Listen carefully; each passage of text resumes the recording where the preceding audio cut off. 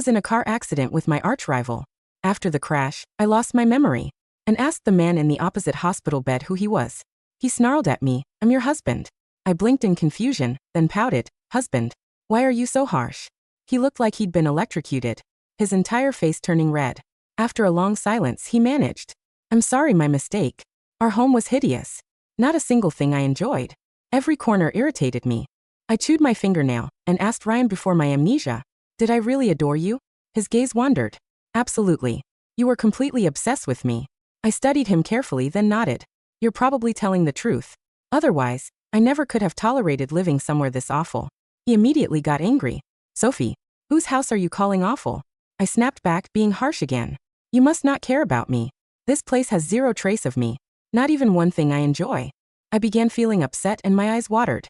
I must have been so desperate for approval before. "You didn't care about me, but I kept throwing myself at you without any dignity. That's why you treat me so badly. You really don't care about me. You probably have some high school sweetheart or ex-girlfriend. You threw me out because of her. And that's how I ended up in this crash. Since I survived, you must be really bummed out, huh?" The more I spoke, the more certain I became. Tears started falling. "Whatever. Since I can't remember this relationship anyway, let's just call it quits.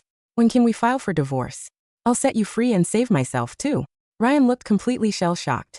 His expression went through a whole rainbow of emotions. "Sophie, what kind of crazy shows have you been binge-watching? This is absolutely ridiculous." I shot back. "You don't even use pet names. You really don't care about me." He breathed deeply, then again, looking like he wanted to disappear but couldn't figure out how. "Fine, babe. We just had an argument, and you stormed out. We're totally in love." I narrowed my eyes for real. He practically threw tissues at my face. "Yes, I'm begging you. Please stop the waterworks. I never used to be this emotional. Where would I even find a high school sweetheart besides my family? You're literally the person I've known longest. Dealing with you is already a full-time job." "Ah. So I was his longtime friend." I nodded and gazed at him with wet eyes demanding, "All right then, tell me. Say you care about me." Ryan completely malfunctioned. Seeing my eyes filling up again, he rushed to say, "I care about you." I smiled contentedly. "Perfect. You need to say that to me twice daily."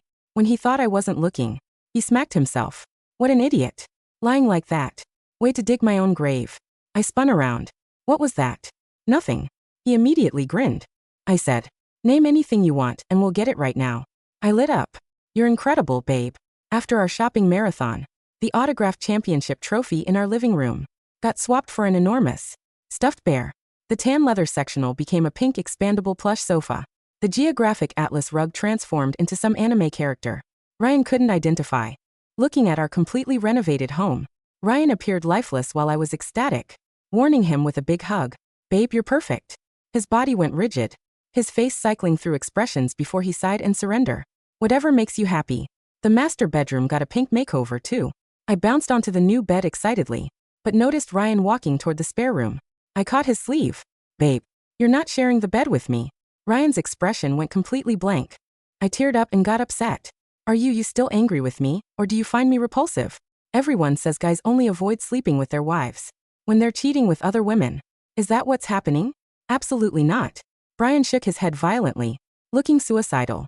"I seriously need to know what goes on in your brain. What kind of logic is that?" He reluctantly climbed into bed, lying motionless like a statue on his side. I moved closer, positioned his arm around me, got comfortable and stared up at him. "Hopefully, babe. Forgetting something. Aren't you? ? There's something you should be saying to me? I care about you." I closed my eyes happily, choosing to overlook his bizarre attention. "Babe, I care about you too." Ryan was definitely keeping secrets from me. So the following day when he left for the office, I faked being asleep, but jumped up immediately after he left and tailed him. Instead of going to work, he entered a restaurant. I slipped into the adjacent booth and eavesdropped on their conversation. "Ryan, your nephew, just made a foolish mistake when he shared our proposal with the rival firm. He's barely 23, still immature and inexperienced. Got him some slack. Terminating him seems excessive. How about a second chance? No point damaging family bonds over this incident." After an extended pause, Ryan chuckled bitterly.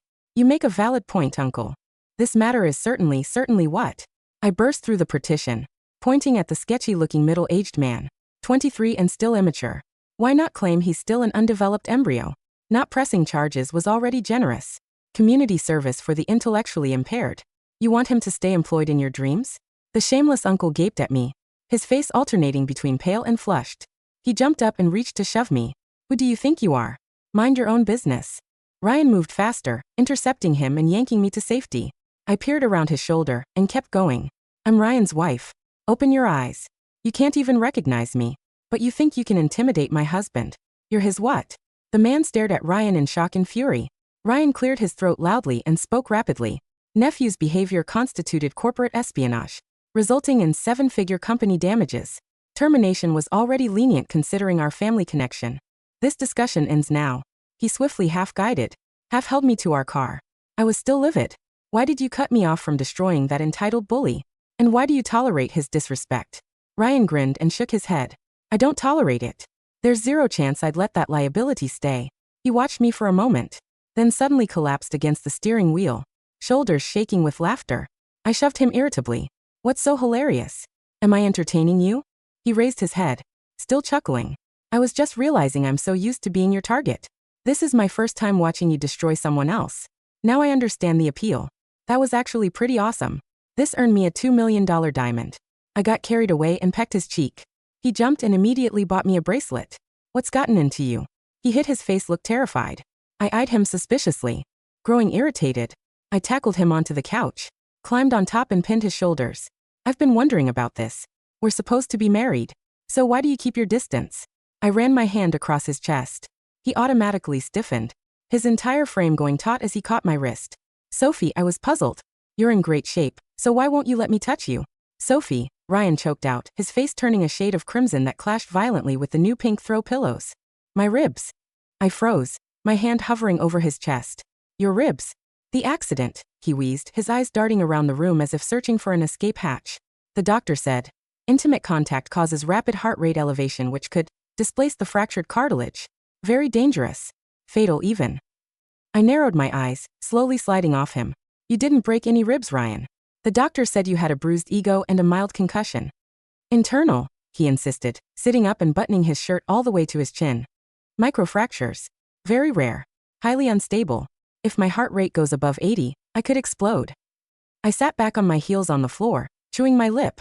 It sounded fake, but then again, Ryan was looking at me with the same terror one might reserve for a ticking bomb. If he was this fragile, I couldn't risk killing him. I was a benevolent wife after all. Fine, I sighed, flopping back onto the anime rug. I suppose I can wait for you to heal. But you owe me. Ryan exhaled a breath that sounded like a deflating tire. Anything. Name it. Take me to work with you tomorrow. Ryan froze. Work? No. Absolutely not. You need rest. The doctor said. The doctor said I have amnesia, not brain damage. I snapped, standing up and putting hands on my hips. I'm bored, Ryan. I've redecorated the house, I've reorganized your sock drawer by texture, and I've watched every reality show on Netflix. I need mental stimulation. Besides, I fluttered my eyelashes. I want to see my husband in his element. I bet you're a boss. Ryan looked like he wanted to weep. Sophie, please. The office is boring. Dust. Spreadsheets. Ugly carpet. I'll fix the carpet, I declared. It's decided. Tomorrow, I enter the corporate world. The next morning, Ryan tried to leave without me. He failed. I caught him tiptoeing out the front door at 6 a.m., holding his shoes in his hand. Going somewhere, babe? I asked from the kitchen, sipping a smoothie I'd made out of kale and spite. An hour later, we walked into the glass and steel lobby of Sterling & Company.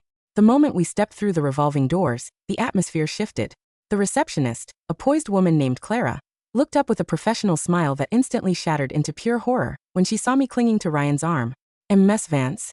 Clara stammered, dropping her pen. Mrs. Sterling, I corrected brightly. Who is Ms. Vance? Ryan gripped my elbow tight. Clara, a word? He dragged the poor woman into a side room, leaving me standing in the lobby. I looked around. The place was cold, sterile. Gray walls, black leather furniture. It desperately needed a splash of fuchsia. I wandered toward the elevator banks. Employees were rushing by, coffee in hand. When they saw me, they reacted strangely. It wasn't just surprise, it was fear. People pressed themselves against walls to let me pass. A guy in IT actually dropped a server rack. God, I thought, Ryan must be a tyrant if everyone is this scared of his wife. When Ryan finally emerged, he looked sweaty. Okay, Sophie. Here's the deal. You can stay in my office. Only my office. You are not to speak to the staff, you are not to look at the sensitive documents, and you are not to reorganize the filing system.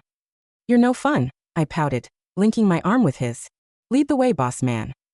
Ryan's office was on the top floor. As we walked down the corridor, I felt a strange sense of familiarity. Not with the building but with the tension. The air smelled like ozone and stress. It made my blood hum. Ryan sat me on his couch, black leather, hideous, and handed me an iPad. Play Angry Birds. Don't move. He sat at his desk and began a conference call. I tried to focus on the game, but I couldn't help listening.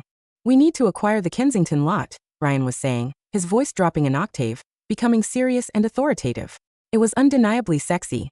If we don't, Vance Global will snatch it up. They've been circling that property for months. Vance Global. The name sent a sharp spike of pain through my temples. I rubbed my forehead. They're offering $40 million, a voice on the speakerphone said.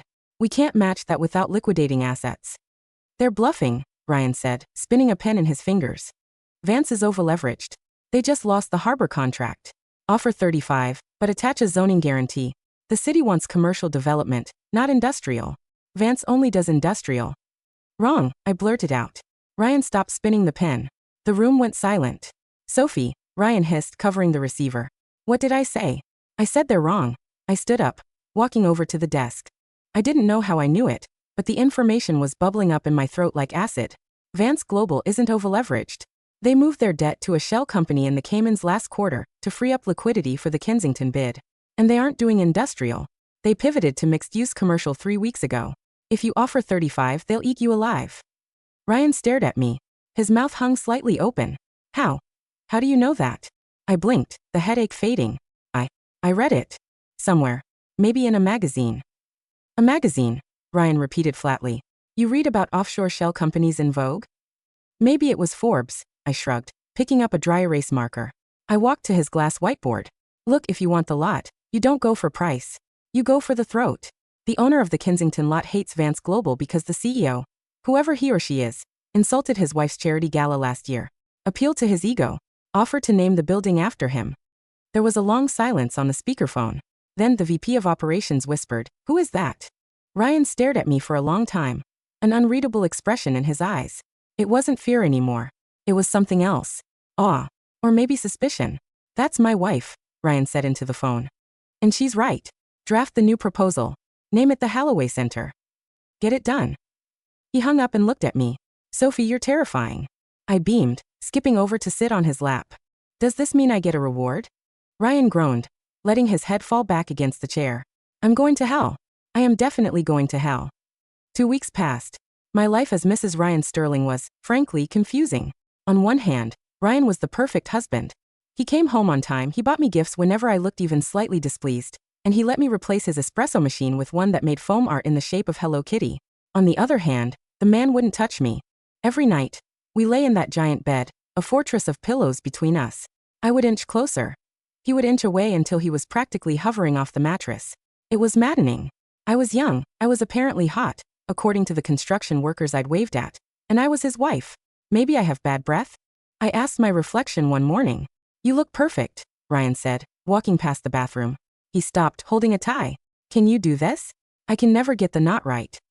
I turned, taking the silk tie in my hands. My fingers moved automatically, weaving the fabric into a perfect Windsor knot in seconds. I tightened it at his throat, smoothing his collar. There. I patted his chest. Dashing. Ryan looked down at me, his eyes soft. For a second, the panic was gone. He leaned in, his hand coming up to cut my cheek. My heart hammered. Finally. He tilted his head, his lips inches from mine. I closed my eyes, leaning forward. Ryan. His phone buzzed. Ryan jumped back like he'd been scalded. Work. Gotta go. He fled the room. I stood there, frustration boiling in my veins. I looked at the mirror again. The face staring back was familiar, but the expression, that sharp, predatory glint in the eyes, didn't feel like a housewife. I decided to clean out the attic. Ryan had told me the attic was full of boring tax stuff, and I shouldn't bother. But I was frustrated, and cleaning was my only outlet. I hauled myself up the ladder, coughing in the dust. It was mostly boxes of old electronics and college textbooks. But in the corner, covered by a tarp, was a whiteboard. I pulled the tarp off. It was a war board. On one side, a photo of Ryan. On the other, a photo of me. But I didn't look like the Sophie I saw in the mirror every day. This Sophie had severe hair, a sharp black suit, and a sneer that could curdle milk. Her name was written in red marker. Sophie Vance, CEO, Vance Global. Under my picture were notes in Ryan's handwriting. Ruthless. Narcissist. Stole the Tokyo contract. Key weakness, pride. Goal, destroy at all costs. I stared at the board. My head began to throb, a rhythmic pounding like a war drum. Sophie Vance. The rival firm. The enemy. I wasn't his wife. I was his competition. Images flashed through my mind. Not memories of cuddling on the couch, but of screaming matches in boardrooms. I remembered spilling hot coffee on his shoes on purpose. I remembered outbidding him for a satellite network just to watch him cry. I remembered the crash. We were drag racing to the patent office to file a claim on the same microchip design. I stumbled back, knocking over a box. It burst open. Out spilled not wedding photos, but legal cease and desist letters. Dozens of them. From me to him. From him to me. Oh, I whispered. The confusion washed away, replaced by a cold, hard clarity. The sweetness in my chest didn't disappear, but it curdled into something sharper. Ryan Sterling had lied to me. He had taken advantage of my brain injury to neutralize his biggest threat. He had turned the Wolf of Wall Street into a Hello Kitty housewife. I looked at the pink watch on my wrist. I looked at the diamond bracelet. You clever bastard, I murmured. A slow, terrifying smile spread across my face. It felt much more natural than the pout I'd been using for weeks. I didn't storm downstairs. I didn't pack my bags. That would be what wife Sophie would do. CEO Sophie had a better plan. When Ryan came home that night, the house was dark. Sophie, he called out, loosening his tie, the tie I had knotted. Why are the lights off? Did you blow a fuse with the popcorn maker again? In the dining room, darling, I purred. He walked in. I had set the table. Candles, wine, a full roast dinner. I was wearing the black dress he hated because it was too revealing. But tonight, I wore it like armor. Wow, Ryan blinked, looking nervous. What's the occasion? I just wanted to show my appreciation, I said, pouring him a glass of wine. For taking such good care of me, even when I was difficult. Ryan relaxed, sitting down. You weren't difficult. You were different. It was nice. Was it? I sat opposite him, resting my chin on my hands. Tell me, Ryan. What do you love most about me? He paused, cutting his steak. Well, you're passionate. You're smart. You have this way of taking over a room. Even when you don't remember who you are, you're still the strongest person I know. Ah, I smiled. That sounds like respect. Almost like professional admiration. Ryan stopped chewing. Sophie, are you okay? I'm fantastic, I said. By the way, I made a few calls today. While you were at work. Calls. Ryan went pale. To who? Oh, just to the board of directors at Vance Global. It turns out, they were very worried about their missing CEO. They thought I was dead. Imagine their surprise when I told them I've been living with their biggest competitor. Ryan dropped his fork. It clattered loudly against the china. Sophie, he whispered. I also called the SEC. I continued, sipping my wine. I asked them if it's considered insider trading for the CEO of Apex Industries to harbor the CEO of Vance Global and use her proprietary knowledge to win the Kensington bid. Turns out, it's a gray area. But the press? Oh, they're going to love it. Ryan stood up, knocking his chair back. Sophie, listen to me. I didn't plan this. At the hospital, you looked so lost. You asked if I was your husband and I just panicked. You panicked. I stood up too, matching his height. You turned me into a plushy-loving bimbo, Ryan. You stripped me of my identity. I gave you a break, he shouted back, his face flushing red. For 10 years, Sophie, you've been a machine. You never slept, you never ate, you just destroyed everything in your path, including me. For the last month, you've been happy. You laughed. You ate carbs. I hate carbs. I threw a dinner roll at him. It bounced off his forehead. I thrive on stress and kale. You loved the bear. He yelled, pointing at the living room. You named him Mr. Cuddles. Mr. Cuddles is a tactical asset for lumbar support. I screamed. And don't change the subject. You lied to me. You manipulated me. And I fell in love with you. The silence that followed was louder than the shouting. Ryan stood there, chest heaving, looking horrified at his own words. I froze, a dinner roll clutched in my hand like a grenade. What? I whispered. Ryan ran a hand through his hair, pacing the room. I fell in love with you. Okay, there. I said it. I probably loved you before too, in a twisted masochistic way. Why do you think I never sued you for the coffee incident? Why do you think I raced you that night? I couldn't stay away from you. But this month, seeing you without the armor, seeing you soft, it killed me, Sophie. Every day I wanted to tell you the truth, but I knew the moment I did, you'd turn back into this. He gestured to me. Into a strong, successful woman? I challenged, though my voice wavered. Into my enemy, he said softly. I stared at him. The anger was there, hot and righteous, but beneath it was that treacherous memory of him letting me use his arm as a pillow. The way he looked at me when he thought I was asleep. Well, I straightened my dress, regaining my composure. That's unfortunate for you. Because I'm taking the house. Ryan blinked. What? Divorce settlement, I said coldly. Since we're married, and you're admitting fault, I get the house. You can sleep at the office. You love it so much. We aren't actually married, Sophie. Common law. I bluffed. Possession is 9/10 of the law. Get out, Ryan. Before I call the cops and tell them you kidnapped me. Ryan looked at me defeated. He walked to the door. Hand on the knob, he turned back. Keep the bear, he said quietly. He likes you better anyway. The next month was a bloodbath. I returned to Vance Global with a vengeance. I fired the interim CEO, my uncle, the idiot from the restaurant. I restructured the debt, and I launched a hostile takeover bid for Ryan's favorite subsidiary. But it felt hollow. I sat in my corner office, surrounded by sleek, sharp modern art. No pink. No fluff. Just cold, hard success. I missed the ugly sofa. I missed bickering over what to watch on TV. I missed Ryan. My assistant walked in. Ms. Vance? Mr. Sterling is here to see you. Security tried to stop him, but he bought the security company. I looked up. Send him in. Ryan walked in. He looked terrible. He hadn't shaved in days, his tie was crooked, and he looked like he hadn't slept. He marched up to my desk and slammed a piece of paper down. I surrender, he said. I looked at the paper. It was the deed to the Kensington lot. And the patent for the microchip. You're giving them to me? I asked, suspicious. I don't care about the lot, Ryan said, his voice raspy. I don't care about the company. I can't sleep. I can't eat. I went to buy a coffee yesterday and I ordered a Sophie special, by accident. The barista looked at me like I was insane. He leaned over the desk, his eyes burning into mine. I want a rematch. A rematch? I raised an eyebrow. Of the crash? No, not the car crash. He took a deep breath. I want a do-over. Of us. We started as enemies. Then we were fake married. I want to try dating. I leaned back in my chair, twirling a pen. Dating? You and me? We'd kill each other within a week. Probably, Ryan admitted. But it would be an exciting week. He reached into his pocket and pulled out a small box. He opened it. Inside was not a diamond ring, but a small plastic keychain. It was a tiny bear. I can't offer you a fake life anymore, Sophie, he said. But I can offer you a worthy opponent. Someone who knows exactly how crazy you are, and is still standing here. I looked at the keychain. It was stupid. It was cheap. It was perfect. I stood up, walked around the desk, and stood toe-to-toe with him.